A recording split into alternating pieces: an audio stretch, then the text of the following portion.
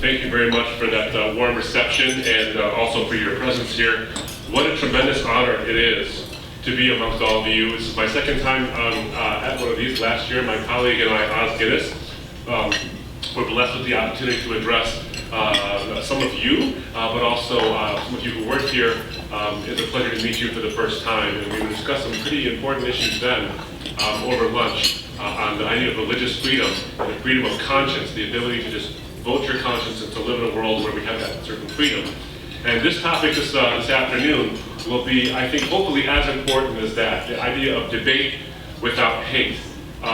We live in a world where that is not the norm. It used to be the default, where you can debate someone without hating that person. You can disagree without being disagreeable. And in today's climate, we find that to be very, very rare nowadays. And how can we do that? Now, in one sense, talking about this topic is kind of easy. If you just want to create bumper stickers that say coexist, or you want bumpers to say love your brother or whatever it is, you can talk about these things.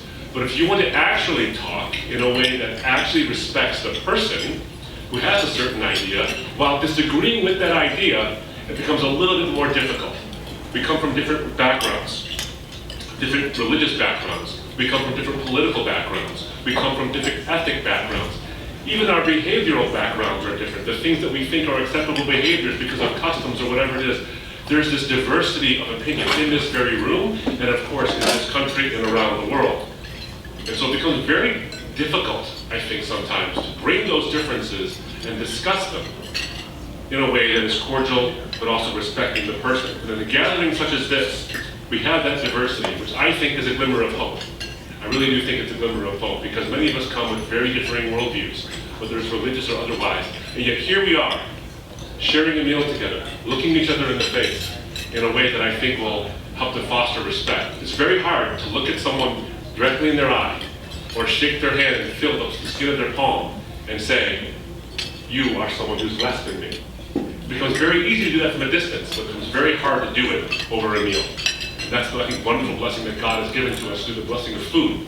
One of my favorite things in the world, as Sanj's parents now know, with some degree of consternation. So it is wonderful to be with you here. Now, many of you may have been to the UN building, and you see that there is the most popular attraction of the United Nations is a mosaic that is there called the Golden Rule Mosaic.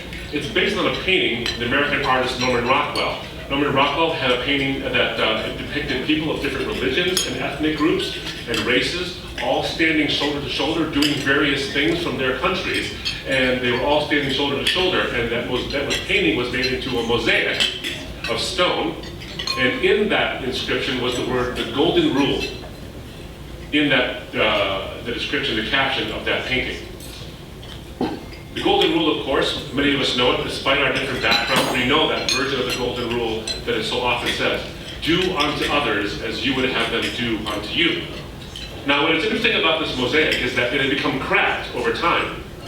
The mosaic itself, the stone edifice, had become cracked. That, by the way, is very poetic, isn't it? So it's an interesting word picture of what I think is happening in our political and our social climate today. What we once thought was the ideal of standing shoulder to shoulder, despite our differences, and doing unto others as they would have, we would have them do unto us, that image itself is cracked.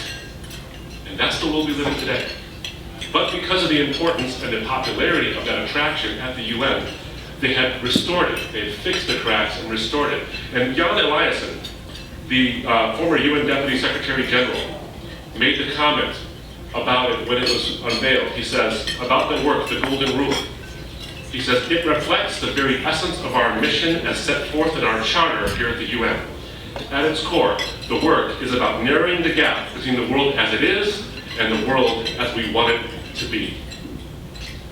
The idea of the Golden Rule, of doing unto others as we would have them do unto us, narrows the gap between the world as it is and the world as we want it to be. And the question we have to ask ourselves, despite our differences, is this: can we fix the cracks? Can we narrow the gap? And how do we do it? Oftentimes people forget where that Golden Rule came from. That statement, to do unto others as you would have them do unto you, that are found in the lips of Jesus, Jesus of Nazareth. He says in Matthew chapter 7, verse 12, so in everything, Not in some things, in everything, including our debates, our public discourses. Do to others what you would have them do to you, for this sums up the law and the prophets. Now, what's interesting as well is that at the UN, you have this wonderful attraction, but there's also another gift that was given. You can go see this as well.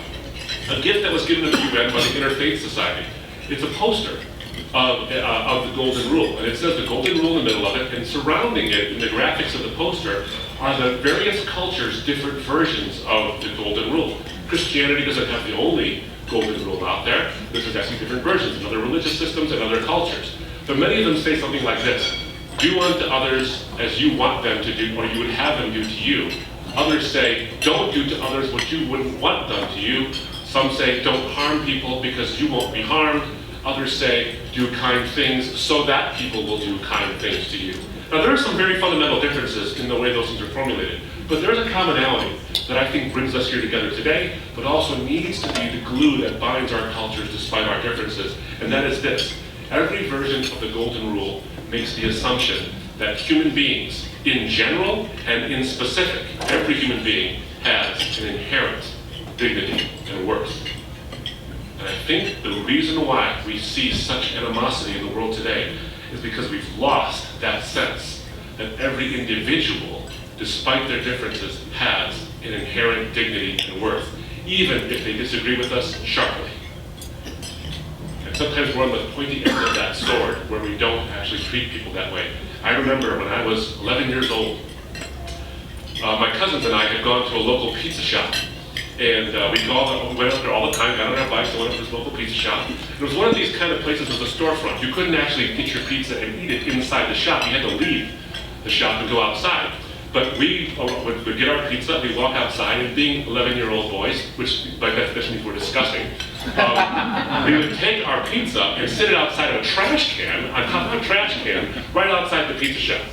And there was this large window from the pizza shop, and we would sit there and eat our pizza all the time. Well, on this particular occasion, we got the pizza and we were eating it, and as 11-year-old boys are wont to do, my imagination begins to wander. And I was looking at the glass through which you could see into the shop I came from. And I'm seeing the cars, the reflection of the cars whizzing by me in the mirror or in the reflection.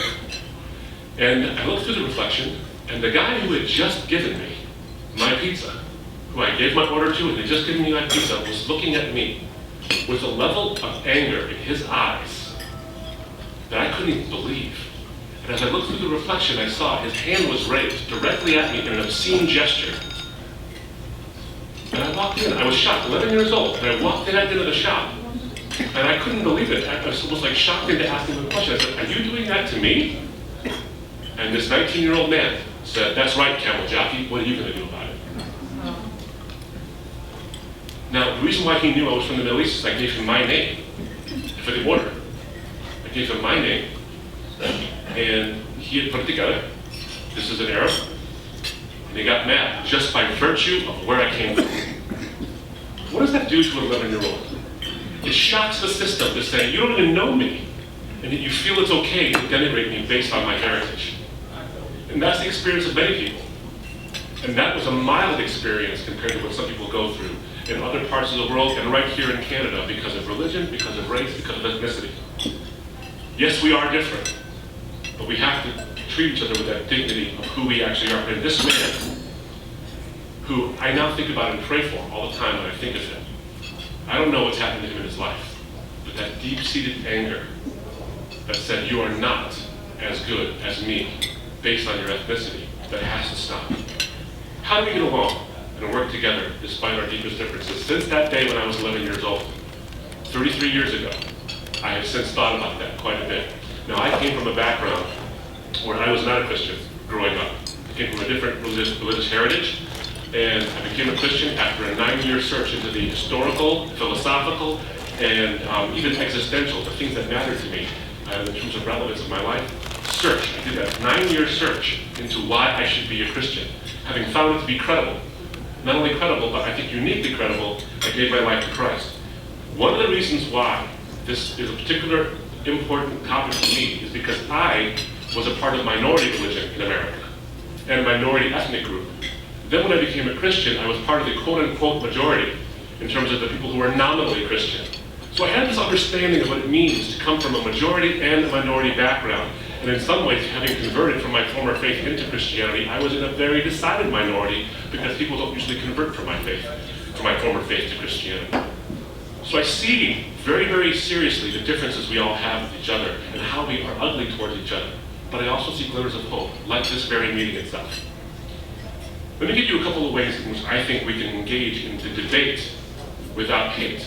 A way to actually discuss our differences by acknowledging that they're actually real and do it with dignity and with respect. The first thing I would offer to you is that we need to engage in what I call the dignity of difference. To recognize that there are actual differences and take those differences seriously. Nowadays, in our sort of post-truth culture, what we want to say is that everything is basically the same. We're all fundamentally the same. And in one sense, that's true. But as a Christian perspective, I believe we're all made in the image of God. That's what the Bible actually says. Each one of us, no matter what our backgrounds, genders, whatever it might be, bear God's image. And because we bear His fingerprints, we cannot have the right to violate one another. But there are very serious differences in our ideas and our opinions and our religions. And if we don't take those things seriously, we're actually insulting one another. If you come from a background, for example, I come from a Christian background where I believe that God is one. There's only one God, but that God exists in three divine persons, Father, Son, and Holy Spirit. Now, in other religious traditions, that's not correct. They think that that's not right. In fact, they might consider it blasphemy to say such a thing. I would never insult that person by saying, you and I believe exactly the same thing about God. We have very serious differences. I want to take their religious views seriously as I would ask them to take mine seriously. And sometimes that means acknowledging the differences. And if we don't do that, how would you respect someone from a Muslim background, for example, and say that 1,400 years of Islamic tradition means nothing because we all believe the same thing? No. There's an Islam for a reason. There's a Christianity for a reason. There are different political backgrounds, left, right, and all these things for a reason. We need to recognize the differences and come together and say, I can disagree with you without respecting you.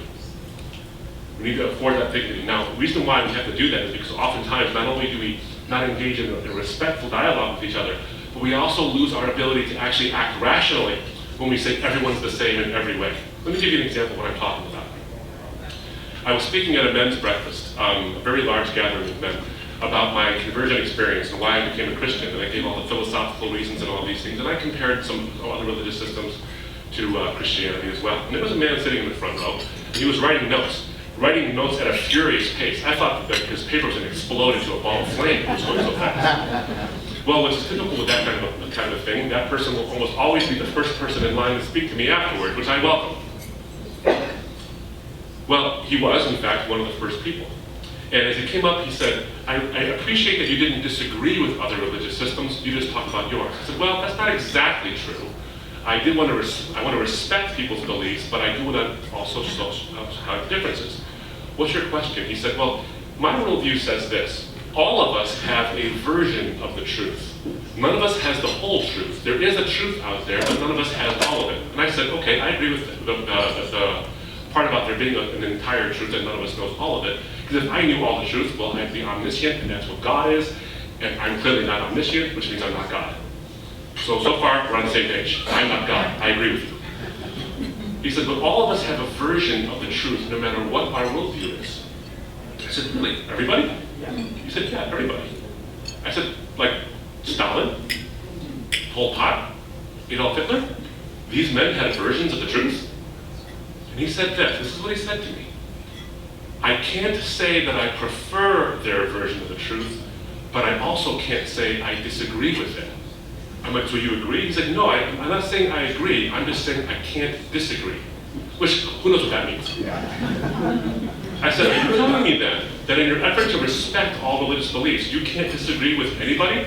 He said, that's right, I can't disagree with anybody. I said, sure you can. He said, no, I can't. He said, you just get it. See, I set him up. And I think it's in a fair way, to show that our desire for equal dignity is laudable. We want that. But at the same time, we can't say that everything is all the same and actually respect each other and actually think rationally about this. But the problem comes in when we do the opposite. When we say we're so different that they're the enemy.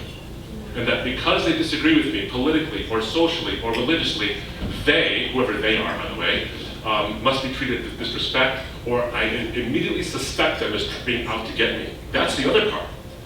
Now we run into what is now called the politics of anger. We no longer talk about the politics of the common good, or the politics of truth, or the politics of community. We talk about the politics of anger. Jonathan Sacks made this amazing assertion. Bear with me for a moment as I read this quote from Jonathan Sacks, where he talks about when we do the opposite, when we want to say everyone's so different that they're the enemy. He says, what we are witnessing throughout the West is a new politics of anger.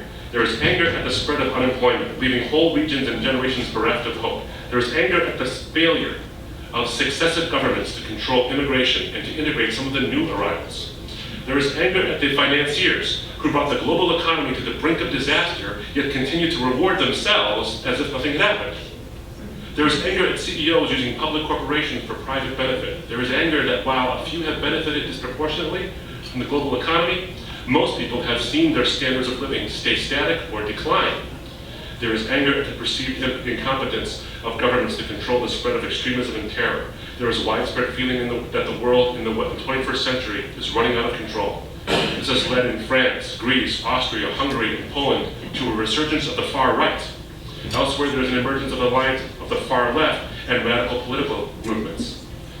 These are the dangerous forces. The far right seeking to return to a golden age that never was, the far left in pursuit of a utopia that never will be. They are both the enemies of freedom. Because we're polarized now. We have gone on both ends of the spectrum and said, if you're on the left, only the right tells lies. If you're on the right, only the left tells lies. And if you're a centrist, the right and the left tell lies. We don't trust anybody anymore. We're engaged in what I call the Hitlerization of social and political commentary. If you don't agree with me, somehow you're Adolf Hitler. Now understand what I said. I didn't say if you disagree with me, you're Adolf Hitler. You can't even disagree. You can't even be neutral anymore. If you're neutral, you're my enemy. You have to agree with me. If you don't agree with me, somehow you're less than me. That's the danger. The biggest problem facing the United States, for example, is this polarization now, where everyone is the enemy, no matter what side of the field you're on. Those who have sought for social justices, or at least perceived social justices, have gotten laws changed to, it used to be to level the playing field so that everyone had equal opportunities and fair share. Now the problem is that once the field was leveled, they tilted it. So that the foes, those who opposed certain ideas, are now the enemy and they're being vanquished. We've lost the sense of the common good because we have either said all of us are the same and led to an irrational belief, or we've said we're so different that now it's hateful belief. We've lost the common good and instead are more interested in winning rather than in building each other up. Very parallel, Mark Twain, the American writer, said, history does not repeat, but it does rhyme. And he was right about that. So many things we see today are what happened not too long ago. Think of the French Revolution, where the common folks who were actually the oppressed suddenly gained power and quickly became the oppressors and subjugated those who were not only guilty, but those who were associated with the guilty, or whom I didn't like, and therefore associated with the guilty so they could be subject to the judgment. That's happened in our day. Rather than engaging in the civil public square, we've entered into something that looks more like the Roman Colosseum. And it's up to us, a body like this, to bring something back of that foundation for human dignity, to say that our differences are real, but our dignity still exists. We have to engage in discussions that allow someone to say some things we don't agree with, and in fact, vehemently don't agree with, but say that ideas are not all equal, because they're not all equal, but the people who have them are created equal. And that brings me to the Christian message in the minutes I have remaining. I come to you from a Christian perspective, and I want to present that to you in a way that I think actually makes some kind of sense of our shared values. You're here because of a shared value in human worth and dignity, despite differences. The Christian message says that every single human being, no matter what their situation is made with that image of God that's on them. And if He has put that on us, not a divine quality that makes us little gods, but that we somehow bear that ability of relationship. God is a relational being, and that we have that ability to relate to one another. But whereas he is harmonious in his relationships, we break it, we fracture it, but we still bear that image. I therefore have no right. I didn't put that image on you. Your dignity does not come from Abdu Murray. Your dignity does not come from the state, and your dignity does not come from power. Your dignity comes from the source of all being, and Christianity, of course, that is God himself. This has ramifications, because think about the people who decide our fates, whether it's in political arenas or judicial arenas. There's a very famous judge, his name is Richard Posner, in the United States. He's a federal judge, Richard Posner. I studied many of his opinions, a brilliant man, very thoughtful man. Many of his opinions on the law I studied greatly in law school, and actually cited him quite often in my legal briefs since I was a trial lawyer before I went into full-time ministry. When he was asked what human beings actually are, where our dignity come from, he says, as far as I can tell, we're just monkeys with big brains. Now here's the problem. Here's a man who has dedicated his entire life to the practice of law and being a judge, who judges between the affairs of men and women, who tries to say, how can we take a look at something and say, what is the fair and right thing to do?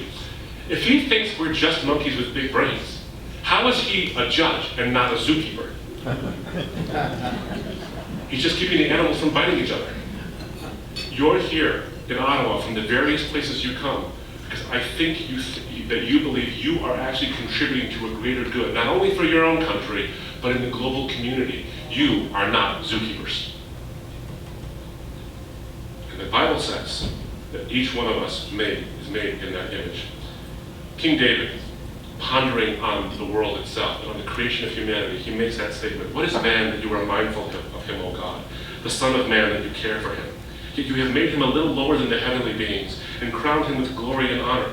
You have given him dominion over the works of your hands. You have put all things under his feet, all sheep and oxen, and also the beasts of the field, and the birds of the heavens, and the fishes of the sea, whatever passes along the paths of the seas, in Psalm 8.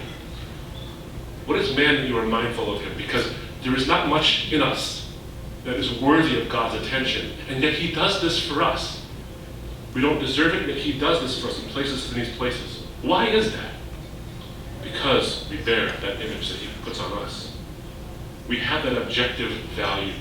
You see, if value is not given to us by an objective standard, by a God, or by a creator being, then the state does determine your value. Then the state does determine if you're a human person. In the Roman Empire, before pre-Christian times, you were not conferred personhood by virtue of being born.